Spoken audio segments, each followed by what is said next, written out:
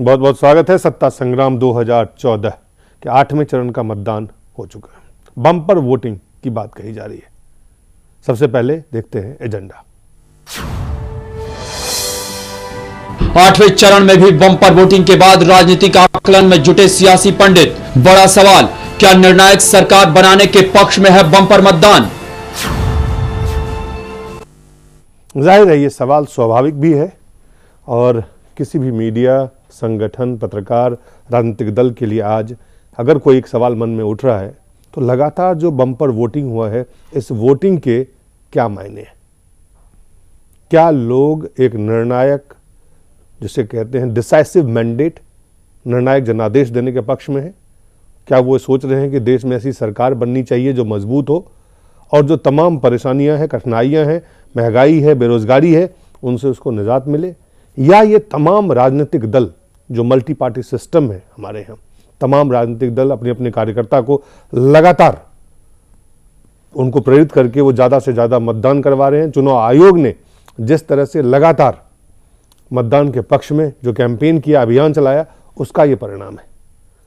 और अगर ये परिणाम है भी अभियान का, फिर भी इतने ज़्यादा लोगों ने अगर मतदान किया है तो इस मतदान के क्या मायने हैं? यही सवाल है हमारे साथ। हमारे साथ है नंदकिशोर गर्ग जी, बीजेपी के नेता हैं, प्रोफेसर अनवर पाशा हैं, आम आदमी पार्टी के नेता हैं, और राकेश कपूर साहब हैं, वरिष्ठ पत्रकार हैं। सबसे पहले नंदकिशोर जी आपसे शुरुआत करते हैं। काफी आकलन किया जा रहा है, आपने भी आकलन किया होगा। एक आकलन है आप पार्टी के नेता के रूप में जो बोलेंगे, एक आकलन मैं चाहता हूं पार्टी के नेता के रूप में बोलने के बाद आप ये जरूर बताएं कि जो आपका आकलन है वो पार्टी लाइन से हट के अगर आप करते तो क्या यही आकलन होता?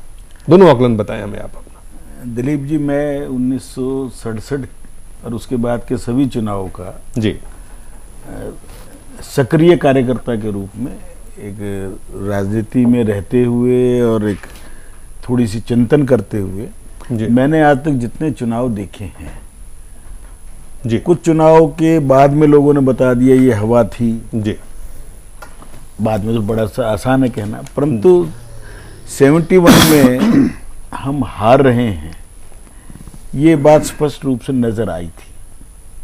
और अटल जी जैसे महान लोगों के साथ भी मैंने काम करने का अवसर मिला।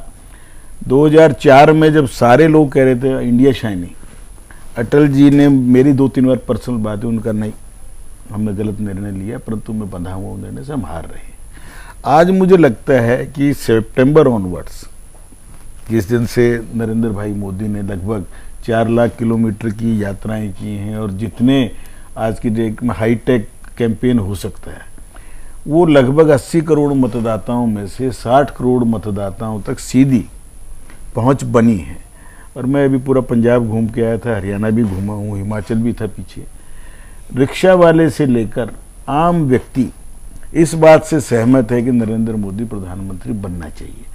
कल 2 प्रोफेसर मिले बहुत सीनियर, इंडियन बम्पर वोटिंग को आप बम्पर वोटिंग आज इस निराशा से उभरने के लिए लोगों को एक आशा दीप नजर आया है।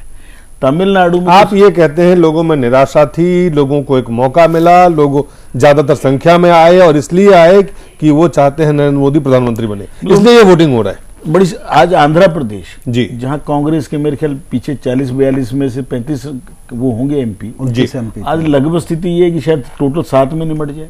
क्यों? जिस आंध्रा का तेलंगाना बनाने में कांग्रेस ने अपना श्रेय लेने की कोशिश की, आंध्रा में तो आज स्थिति है शायद एक ही आए, तेलंगाना में 2-4 आ जाए।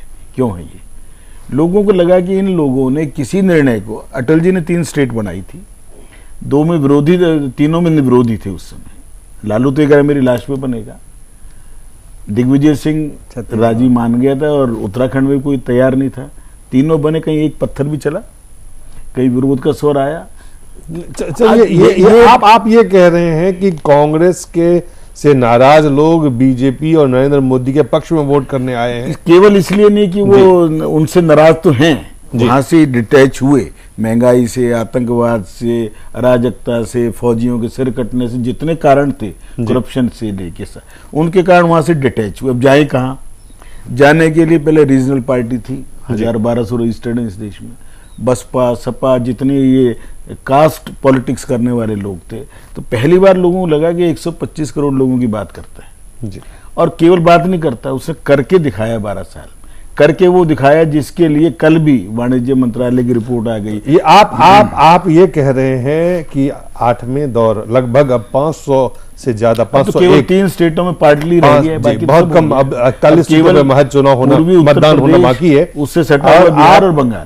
आपका जो आकलन है, आप कह रहे हैं कि इस वोटिंग के बारे में आपका जो निर्णय है, आपका जो आकलन है वो ये है कि ये बीजेपी और एनडीए और उनके जो सहयोगी दल है उनके पक्ष में ये मतदान हो रहा है, इसलिए इतना ज्यादा मतदान हो रहा है। 300 सीटें जो अभी तक कल्पना थी, लोग हंसते भी थे हमारे ऊपर जी, आज मुझे लगता है कि वो आंकड़ा निश्चित। चलिए, आप कह रहे हैं बीजेपी की तरफ से। भक्त चरण दास है, कांग्रेस पार्टी के प्रवक्ता है, हमारे साथ फोन लाइन पे मौजूद है। भक्त चरण दास जी, बहुत बहुत स्वागत है आपका जी। ये लगातार अगर 8वें चरण के मतदान के बाद हम देख रहे हैं तो जो जिस तरह से पहले मतदान होता था, लगातार कहा जा रहा है बम्पर वोटिंग हुआ है। इस बम्पर वोटिंग को आप कैसे आकलन करते हैं? इसके क्या मायने हैं? क्या देश की जनता डिसाइसिव मैंडेट के तरफ आगे बढ़ रहा है? देखिए, इलेक्शन कमीशन का मेहनत को जी और प्रयास को सब लोग भूल रहे हैं जी। हर राज्यों में, हर सिटी में वोटिंग की ओर जागरूक करना, और सबसे लोग हैं हर समय एक चुनाव के बाद देख रहे हैं कि हमें वोट देने जाना चाहिए था जी, नहीं जा पा रहे, पश्चाताप कर रहे हैं जी, वो मोटिवेट कर सकते हैं। वोट के संदर्भ में एक पॉलिटिकल राइट जो है वो जागरूक हुआ है इस चुनाव में। ये सबसे बड़ा कंट्रीब्यूशन यही है, परसेंटेज, हाई परसेंटेज का जी।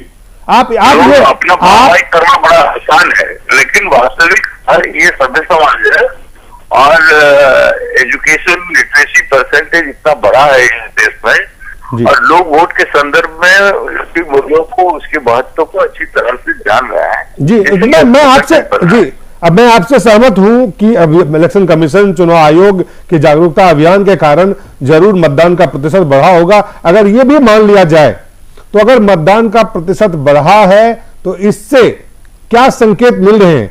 जनादेश किस तरह का आप देख रहे हैं?